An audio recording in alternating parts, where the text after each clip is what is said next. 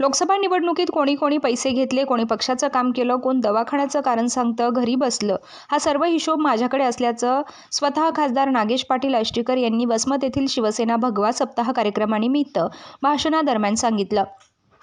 लोकसभेला ज्यांनी पैसे घेतले त्यांची तर मोठीच्या मोठी यादीच असून या संदर्भात दिल्लीत हेमंत पाटील आणि खासदार नागेश पाटील आष्टीकर यांची भेट झाल्यानंतर याविषयी चर्चा देखील झाली.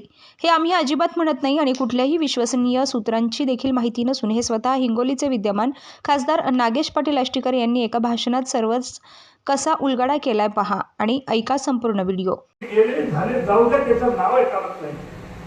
तुम्हाला सांगतो मी इतके दिवस कुणाला बसलो सर, मी काही बोलू नाही. इलेक्शन संपत जाऊ द्या म्हणून लोकांना आम्हाला सहकार्य केलं. जाऊ द्या, इकडे किती जराशी माणसं इकडे गेले असतील, तिकडे गेले असतील. अहो मला त्याच्याच माणसाला नाही हेमंत पाटील तुम्हाला कधी यादी दिली सर, तुम्हाला कोण कोण दिलं तुम्हाला कधी भेटलं होतं दिल्लीमधून मला इतक्या मागितलं. जाऊ दे की ते उघडून फायदा काढून पुन्हा बेकार वाटायचं आपल्याला. ज्याला घेतले ज्याला घेतले ज्याला घेतले हा बाबा ज्याला घेतले ज्याला नीट काम करायचं केलं, जाऊ द्या, गंगाला घोड घेतलं.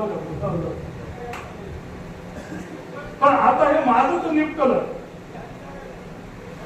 पण आता जर समजा एखादा कोणी तक्रारी की तुम्ही कुणाला बसणार आहे, आता काय मी कुणाला बसणार नाही. आता मी एका हिशोब घेणार, कारण मी हा सक्षम, मी घेतो. आता मला काय अडचण नाही.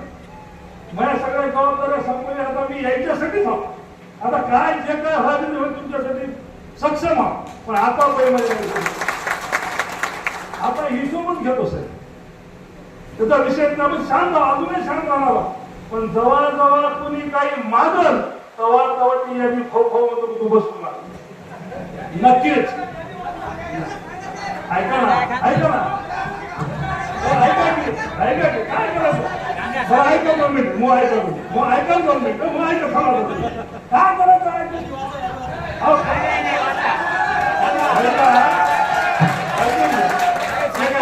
खुशी नाही मा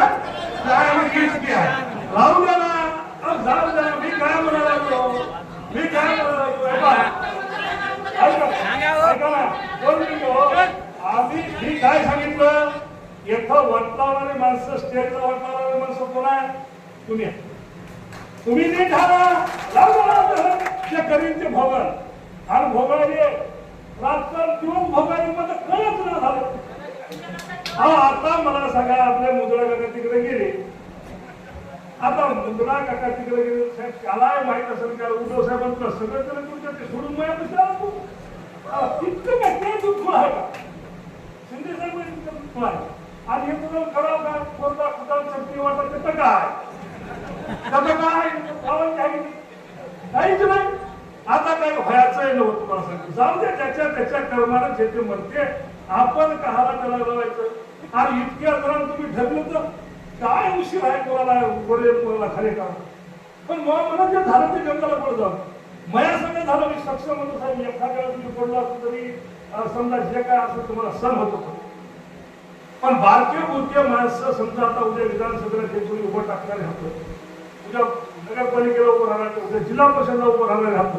अरे काय काय इकून ते लावायचे असतील त्याच्या संदर्भात आपण गद्दारी केली तर सण होते का त्याला? मग आपल्या व्यक्तित्व माणसाने असं नाही करायचं.